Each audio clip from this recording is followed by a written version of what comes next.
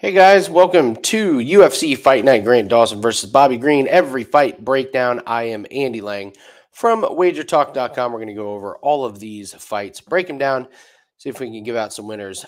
This is a card with a lot of trip you up type of spots here. We got some pretty big favorites. I think a lot of them win, but there's going to be some fights I'm going to be pretty nervous about. I do think it's a really good card for overs and unders. So I'll kind of be touching on those. So I'll let you guys know in the video if it's a fight I really like side-wise or total-wise, because I do think the value's on the totals in this one. So we're still doing our free contest in the comment section. Post your favorite fighter for this card, how many significant strikes you will have, and if you're within 2 without going over, you win a prize pack. I'm finally going to show everyone what you guys actually win. So you get a trophy and you get a free copy of my favorite book, Solving the Price is Right. I just did an interview with the author on a video for The Road to Millions on the Wager Talk YouTube channel. We talk about breaking down all the games and how to win. I'm a Price is Right nerd, so love those. So if you can win, you win those. I'll mail them to you, no cost. So just pick your favorite fighter that you like this week and tell me how many significant strikes, if you're within 2 without going over, because it is the Price is Right theme, you win a prize pack. So, and our UFC best bets are up at wagertalk.com, 11-3 MMA run.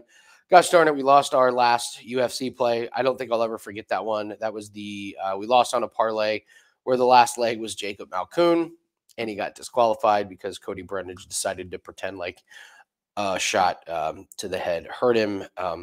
I'll leave it at that. All right, let's get into breaking down these fights here. And we're going to start with Montana De La Rosa versus JJ Aldrich. And the line has moved on this one.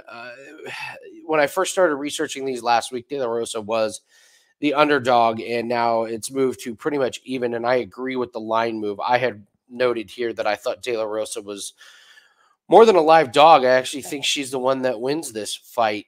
I think the best way we talked about size and totals. I like the total in this one to go the distance. These two have finishes on their records, and I think that's why we may get a pretty decent price on this fight to go the distance. So, she loses to Tatiana Suarez. Suarez is a finisher, though. Before that, she goes the distance against Macy Barber. I know she finished Ariana Lipski, but I think Aldrich is much better than Lipski. So goes to decision versus Viviane Araujo. I can never pronounce this poor woman's name. I'm so sorry. And then, we see these decisions. So I think Montana De La Rosa is much more of a points fighter than she is a finisher. And we look at JJ Aldrich, we kind of got the same thing going on here. She finishes Na Liang. Na Liang's terrible. Ariana Lipski, that goes to decision. Blanchfield, listen, being finished by Blanchfield, no shame in that game. Julie Robertson, Vanessa Demopoulos, Courtney Casey. So I think my favorite play in this fight is actually for this fight to go the distance. I think there's going to be a lot of clinching. I don't see a lot of action on the feet that's going to scare anyone into thinking this fight is finished. And I think these two are very, very equaled. So I'm going to lean Montana De La Rosa to win some more of these clinch and takedown battles. But I think it's close enough, and I think my favorite way to play this one is going to be to go the distance. It's probably going to be a little bit juicy, so you might be looking at this as a parlay piece. I'm not going to pull the trigger on a winner, an outright winner, because I do think it is that close. But I will be probably looking at a pretty decent play for this fight to go the distance. So Montana De La Rosa, JJ Aldrich, ever so slight lean to De La Rosa, but taking this fight to go the distance is the way I'll go on this one. Nate Maness and Mateus Mendonca, and I'll start with Mendonca here. So 10-1, he loses his UFC debut to Javid Basharat, and I thought he performed pretty well. That's a really, really tough UFC debut. He showed his potential, and this is a step down in competition that I think suits Mendonca really well. I think Mendonca has good striking. Basharat showed holes in his striking defense, in his grappling, and his ground game. But what I took away from that was what a great learning experience for Mendonca to kind of start off with a high bar. And here's my biggest takeaway from that fight about how good Mendonca was. Basharat complimented him in the post-fight interview, and I love Basharat's post-fight interviews. He's very honest about the fight. He said something about Tony Gravely, kind of shooting in with his head first, and that he's got to clean that up. If Javid Basharat compliments you and says, wow, that guy's going to be good in the UFC, that is very, very high praise. So for Basharat to say something like that, I thought that said the most about it. Mendonca, I passed the eye test for me. He was just a little bit overmatched against a superior fighter, and I'm a big fan of Javid Basharat. So when we're looking at Nate Maness here, he just got dominated by Olembekov, and I just, I don't know. I don't know what Maness does really good. He's dropped two straight fights, and to be honest, he hasn't looked good in those. I don't like his striking. It's a little wild. He caught Gravely really, really good, but then you look at this for beats Luke Sanders. Okay, whoop-dee. That Johnny Munoz fight is pretty decent, but I just don't think I do not like the form that he's been in these last two fights. I just thought he looked really bad. And I will say this, though. I do not like these lines in the slightest. I do not like Mendonca being a minus 270 favorite. He did lose his first fight, and this is his second one. I do lean Mendonca on this one, but I am absolutely not laying minus 270 on Mendonca to come back with the win. Maness is a vet. He does have good experience. I don't think his striking is as good as Mendonca, but we did see holes in Mendonca's striking game. And this fight's just going to be a pass for me. I'm really not sure what to do with it. I don't have a strong lean on the side or the total. I think Mendonca should win, but at these odds, there's not a chance I'm including this one. So I don't know. If you want to put it in a parlay, I would say I would think long and hard about that one. Kanako, Murata, and Vanessa Demopoulos. This is a fight I do like the heavy favorite. I think Murata is just going to roll Vanessa Demopoulos. So she had that crazy arm break Murata did, and you want to talk about tough. So Murata's arm it's just broken in half. The x-ray was insane, and she's still out there fighting. And then when they called the fight because her arm is shattered, she started crying because she wanted to fight again. So it was a while ago. This is, we're a little bit over 2 years. She's a wrestler, a really, really good one. And look at her record. Her official record is 12-2. Her last loss was against Jandaroba. You have to go back to 2016, early in her career, before you find a loss in her. So she's just a really, really good wrestler. She's unbelievably strong. And I like her coming off of this injury. It wasn't a leg, so I don't have to worry about that. And Demopoulos, I love the personality of Demopoulos, and she definitely has just some pretty good moments. She's a great athlete, but I just don't think she's going to be able to stay out of the wrestling and grappling. And she's going to have to win a striking battle, but I just don't think her striking is that good. It's kind of wild. She really winds up a lot when she swings. It's not, I don't know. It's a little bit stiff. It's inconsistent. And the thing is, I think Vanessa Demopoulos prefers to wrestle and grapple, but she's fighting someone that's just better at it than her. So when we look at the odds here, I think these odds are, minus 300. They do make sense. If Murata doesn't hurt her arm, who knows how that last fight goes, but I'm pretty sure she's not going to have a fluke arm injury in this one. I think she gets a hold of Demopoulos, doesn't let go, and wins a decision. I don't know if she finishes or not. If you're playing to start round 2 parlays, I think this is a really good one. Demopoulos is strong enough, tough enough to survive round 1. But I just think Murata just overwhelms with wrestling, comes out ahead. So that one I do think is a pretty good parlay piece. I wouldn't take this one to go the distance, but to start round 2, I think would be pretty good. Johnny Munoz against Aoriquleng, I believe is how you pronounce that name. And I like Johnny Munoz a lot in this fight. His last one when he fought Daniel Santos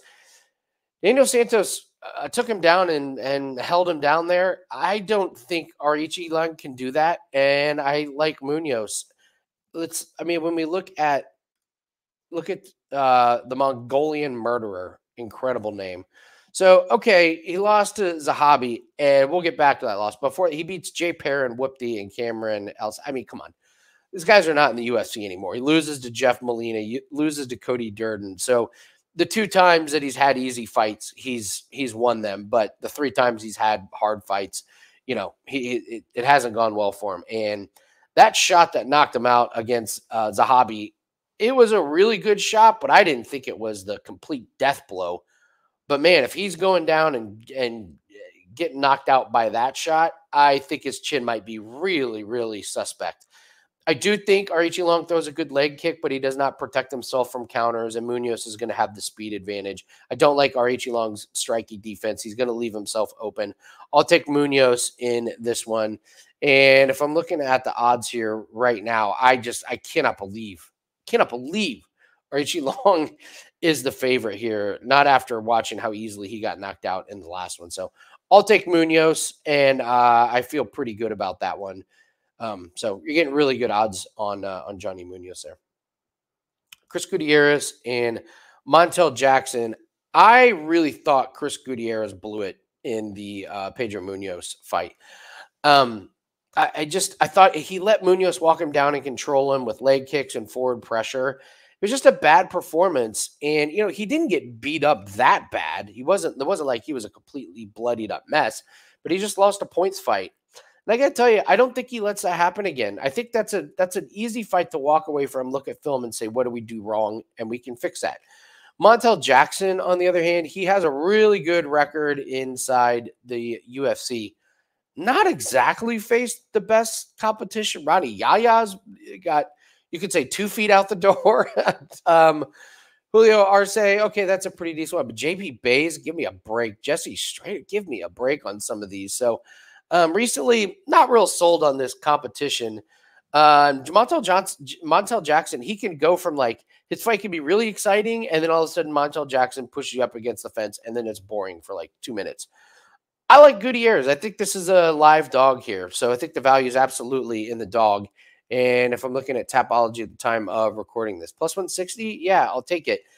I just think Guiterrez is much better than he showed in that Pedro Munoz fight. This is a really nice bounce back. You're getting a really, really good price on a guy that just I thought just kind of had a bad performance, and I think those things are very fixable. So he's got good leg kicks. I think he can soften up Jackson's forward movement, and I don't think he's going to make the same mistake of letting the opposing fighter control the distance and control the pace. So maybe a little sprinkle on Guiterrez here. I like this one to start round 2. I don't think Guiterrez is going to get finished, and I think Guiterrez works leg kicks on Jackson. I don't see a finish. Not going to play anything official on the over, but I lean that way, and I like Guiterrez as one of the live dogs on this one. Up next, Karolina Kowalkiewicz against Diana Belbita, and right now, yeah, Karolina's almost to minus 200, creeping up there, and I agree with that line moment. I like her resurgence here. She's got an interesting record here in UFC. I mean, look at this. 1, 2, 3, 5 losses. Then she comes back and wins 3 in a row. Not against the greatest competition, but, you know, she has gotten back into good graces with the UFC. She does a finish against Felice Herrig. So what I like about her is just her advantage in the striking. I think her striking is just way more crisp. It's faster. It's more controlled. And I'm just not really that impressed with Diana Belbita. She got a win against Maria Oliveira, and it was unimpressive. Loses to Gloria DePaula, gets the win against Hannah Goldie. Who doesn't? But I look at Belbita. She hasn't beaten the best. She hasn't beaten the best competition. She can be taken down. That's the other thing. But more importantly, I just think she loses the striking battle to anybody that has mediocre to good striking. And I think Karolina still has gas in the tank. I think she makes it 4 wins in a row here. Overs for sure in this one. I don't think Karolina gets the finish. So maybe you look at a Karolina by decision, or maybe if you want to avoid the nuances of weird judging in female fights, maybe you just take this fight to go the distance. But as long as it's less than 200, minus 200, I think Karolina is a decent play here on this one. Like I said, not real impressed with the Warrior Princess. So I like Karolina. I like overs in that one. Bill Algeo and Alex Hernandez. We have Algeo at minus 140. We got Alex Hernandez at plus 120 looking at right now. So let's start with Hernandez. His war against Jim Miller was really good, but before that, man, he got he got sparked by Quarantillo and Moicano, lost by rear naked choke. I think Hernandez loses this one. I think it's mostly because of his lack of striking defense. I mean, he can just get hit way too much. I know Bill Algeo can as well. So if you kind of say, well, they both don't have great striking defense, I would say they both kind of ended up bloody in this match.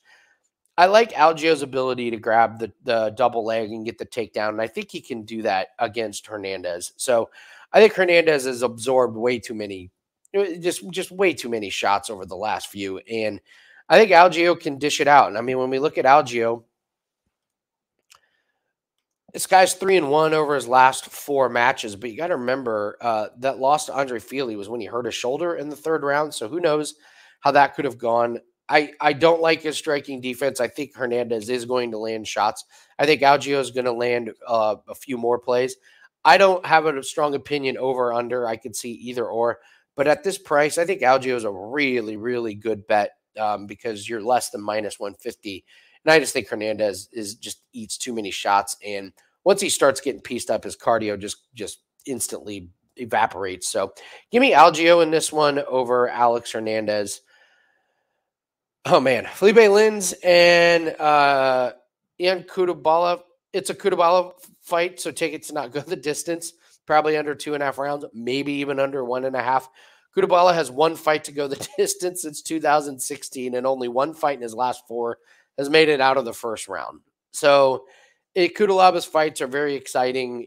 Sometimes it's because he's doing the beating up. Sometimes it's because he's getting beat up. So he lost 3 in a row. I mean, Ryan Spann, Johnny Walker, and Kennedy Nzechukwu, pretty 3 heavy hitters.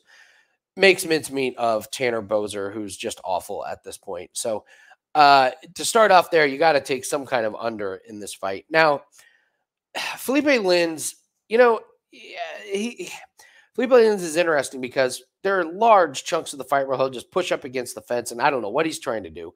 Win control time. Occasionally, he'll work for a takedown, and then other times he'll just be swinging wildly in the middle of the ring. And I think that's where Cutelaba's probably going to want this fight to take place, is in the middle of the ring. So I think Lins will probably try and throw some leg kicks to set up the shoots, but I don't think Cutelaba is going to allow him to hold him up against the cage for very long. Cardio is going to be interesting. If these guys throw a lot of punches early and they don't get the knockout, this could be 2 very, very hard finishes. I got to be honest, I'm not really sure who wins this. I guess an ever so slight lean to Cutelaba. But really, if we're just looking at it from a strictly betting perspective, you're doing something with the unders. You're taking it to not go the distance and parlaying it with something else, or you're taking the under 2.5. I don't know if I would go under 1.5. It's probably a safer bet to go. It's probably a much better price on under 1.5. But I like it. I would stretch that out to 2.5, and that's the way I would attack this one. So ever so slightly into Cutelaba, but definitely under in this one. Speaking of unders, Drew Dober's fighting Aoriqileng, and Drew Dober's minus 470, and for good reason. Aoriqileng, wow, did he look terrible in his last fight? I mean, wow. If he fights like that, this fight is not going to last very long. I mean, getting knocked out by Christos Giagos minute 35 into the card's not great. He looked so slow and sloppy, Aoriqileng did, and it cost him. And if he looks like that, Drew Dober's power is just going to get through to Glenn's chin. And I believe that was the first time that he has been knocked out, Aoriqileng.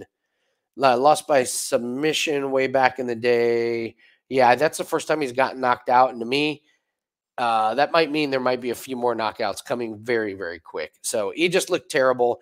He had that unbelievably strange fight against Grant Dawson where he gets dominated on the ground for 2 rounds and then he 10-8s Grant Dawson and we get a draw. But it's Drew Dober. I guess the case you can make is maybe Drew Dober's absorbed a lot of punishment. It's getting a little chinny.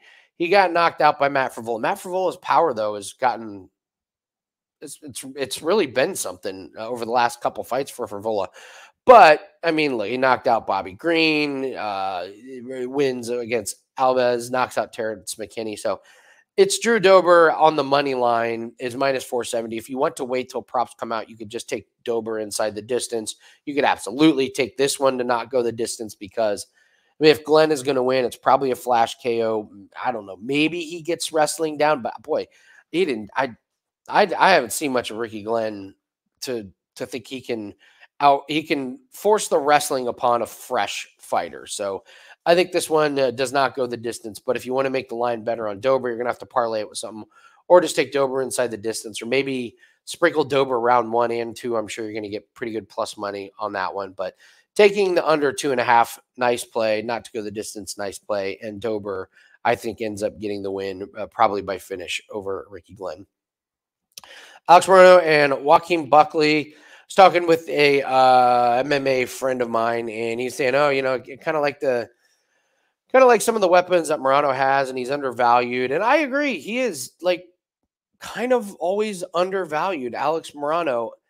Except in this fight, I think Buckley is the rightful favorite here in this one, and I love the move that Buckley made. Moved weight divisions here, so he's down to welterweight. He's losing against, lost against Nasruddin Imavov, and he got knocked out by Chris Curtis. He was having a good fight against Curtis, but those guys are just they're too big for him, and they hit too hard. Thought he looked great against Fialho. Now, winning against Fialho is not the reason why I like him. I like him just because I thought he looked a lot more crisp. I thought his power was still there, and I like him in this matchup because I always think Alex Morono is a little undervalued, and then I go look at his records. Okay, beat Tim Means. Tim Means is almost 40. So he loses to Ponzinibbio. I'm not going to hold that against him because he basically took that fight on a few days' notice when he was clearly not in fight shape. But, okay, he beat Selmsberger by decision. That doesn't look like a great win. Then Mickey Gall, David Zwada, Donald Cerrone, these guys aren't in the UFC anymore. So I'm kind of – and, I mean, he wins by guillotine. That's okay. That's a pretty good one. But his last knockout was against Donald Cerrone. Everyone was knocking out Cerrone at that point. I don't think he can knock out Buckley. And if he doesn't knock out Buckley, this is going to be really hard for him to win multiple rounds because just believe Buckley has the more power and can do the most damage. So I don't necessarily know if Buckley is going to get the knockout against Morono, but I do think he's going to be the more powerful fighter. I do think he's going to do more damage. And I like this price on Buckley. Like this price here, let's see what Tapology has at the time of recording. So he's minus 200. It's not a bad parlay piece. If you want to take it, I get with something against with Dober or one of these other under or overs that we like, I think that's pretty good because I just think this is a pretty decent step up in competition for Alex Morono. Going from Tim Means to Buckley, I like Buckley a lot better. So I like to move in weight class. I think Buckley gets the win. Would not surprise me if it's by knockout, but I'm not going to mess with knockout props in this one. I'll just take Buckley money line and parlay it with something.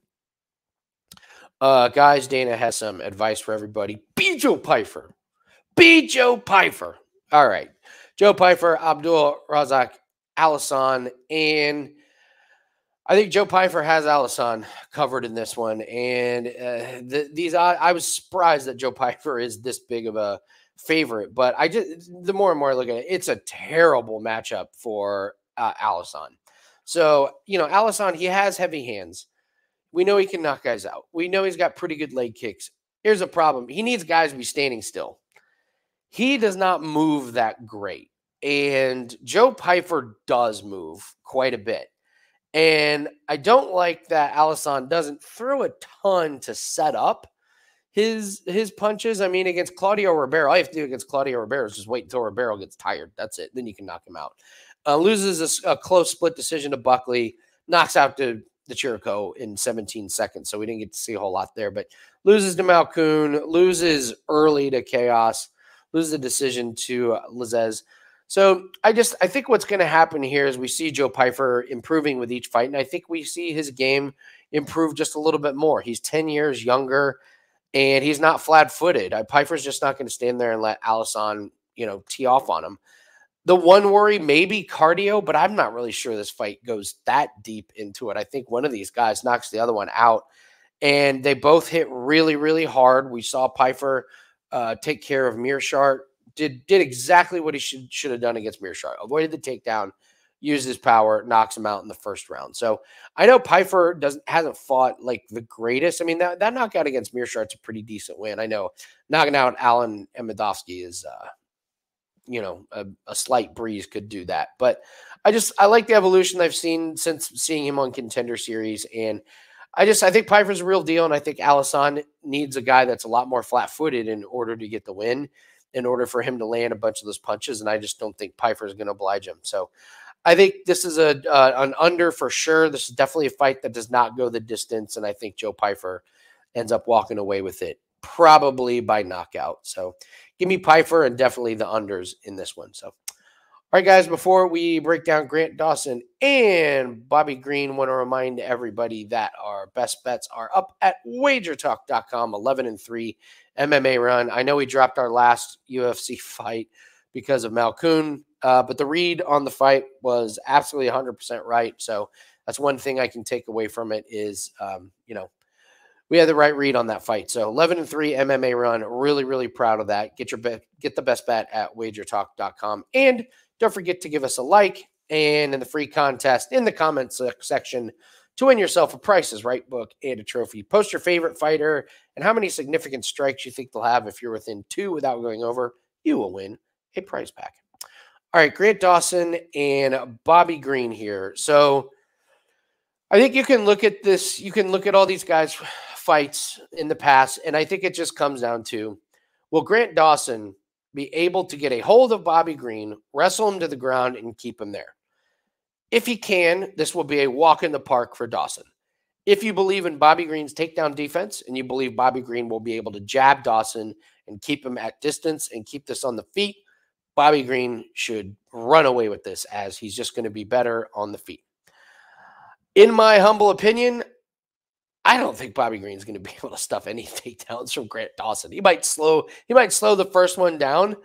I think Dawson is on another level right now. He has taken the next step. This is an absolutely terrifying guy to fight. This is a guy that out-wrestled Mark Madsen and then just rolled Damir Ismagulov. And say what you want about Ismagulov, retiring, whatever. Grant Dawson absolutely dominated him. And I don't think it's going to be that hard. If Dawson is in this kind of shape and fighting with that much tenacity, I don't think it's going to take much for him to get Bobby Green down. And once Grant Dawson puts that body triangle, you are not getting up. I just think this is a really bad matchup for Bobby Green. Okay, great. He beat Tony Ferguson. Tony Ferguson should have retired a couple fights ago. Loses to Drew Dober. Loses to Makhachev. I don't even really count that fight. I mean, Bobby Green saved that card and took it on very, very short notice. So I'm not even taking that one into account. Nasrat did not try and, take him down. Ali Kitsa, he was retiring. Other than that, loses to Thiago Moises, loses to Rafael Fiziev. I don't know. What's his great wins? Tony Ferguson? Nasrat, I guess that's an okay win. Ali Kinta retiring. What is the good win that Bobby Green is? I think Bobby Green is really entertaining, and people just think, oh, that means he must be an awesome fighter. He's good. I just wouldn't put him as great. And I think Grant Dawson. I don't think Grant Dawson struggles with Bobby Green, to be honest. I think this is going to end up where this minus 390 or this minus 400 ends up being kind of a deal. So I think Dawson's a really good parlay piece, maybe my favorite on the card. I just I don't see Bobby Green being able to keep Dawson off of him. I mean, just that style of wrestling that Dawson has, once he gets a hold of you, like he's shown in the last couple fights, like Dawson is now, he's just entered that next level. So I think Grant Dawson ends up kind of rolling through Bobby Green, and I don't think it's that close. All right, so to recap, Montana De La Rosa, JJ Aldrich, I like this fight to go the distance, ever so slightly into to De La Rosa. Mendonca and Maness, I lean Mendonca, but I would not touch this for the odds. If it's just kind of a pass for me. Murata and Demopoulos, maybe to start round 2 as a parlay piece, but I love Murata money line as a parlay piece. Munoz and Aoriqileng, I like Johnny Munoz. I think I think the chin might be gone on his opponent. I think Munoz can touch him there. Chris Guiterrez and Montel Jackson. I'll take the underdog on Chris Guiterrez. I think this is a nice rebound spot for him. And I think he's got the tools to beat Montel Jackson. So give me a sprinkle on the underdog there. Love Karolina, Kowalkiewicz, and Diana Belbita. I like this one to go the distance as well. I think the striking is much more crisper from Karolina. I think she gets the job done on the feet. Bill Algeo and Alexander Hernandez. I think this is a bloody fight. Both guys don't have good strike defense. I think they're both going to be bleeding. But I like Algeo to get the win. I think he's got that takedown in his back pocket. And Alex Hernandez, man, just absorbed a lot of punishment. Strike defense is really, really bad. Phillipe Lins and Cutelaba. It's a Cutelaba fight, so you got to take an under on that one. Ever so slightly into Cutelaba, but if you want to maximize value in this fight, utilize the unders with some parlays. Drew Dober and Aoriqileng. I like Dober to get the finish on Aoriqileng. Did not like how Aoriqileng looked at all in his last fight, getting knocked out in a minute 30 by Giagos. Alex Morono and Joaquin Buckley. I like Buckley on this one. I think this is a really good price at -200. If you want to parlay it with something, you're really good there. No opinion on overs or unders on this one, but I just like the move down to welterweight for Buckley. And I just think Murata hasn't fought anybody as good as Buckley up to this point. Joe Pyfer and Alhassan. This is a really good under fight as well. And I like Joe Pyfer to come away with the win there. And Grant Dawson, Bobby Green. I can't really say over under on this one. I just really like Dawson. I think this is just a phenomenal parlay piece, and I think Dawson rolls through Bobby Green. I don't think Bobby Green can keep him off of him for the entire fight. So, all right, guys, that's going to do it for every fight breakdown for UFC Fight Night. Don't forget to hit the like button if you're enjoying this gambling content. Grab your best bet at wagertalk.com. And if you're enjoying the gambling content, there are plenty of videos on the Wager Talk YouTube channel. We have every game in the NFL breakdowns. We have plenty of game breakdowns for college football. Those videos are only a couple minutes, so if you just want a couple little nuggets and gems that may help you kind of decipher and figure out some of your bets, check those out. Thanks for joining, everyone. We'll see everyone next time.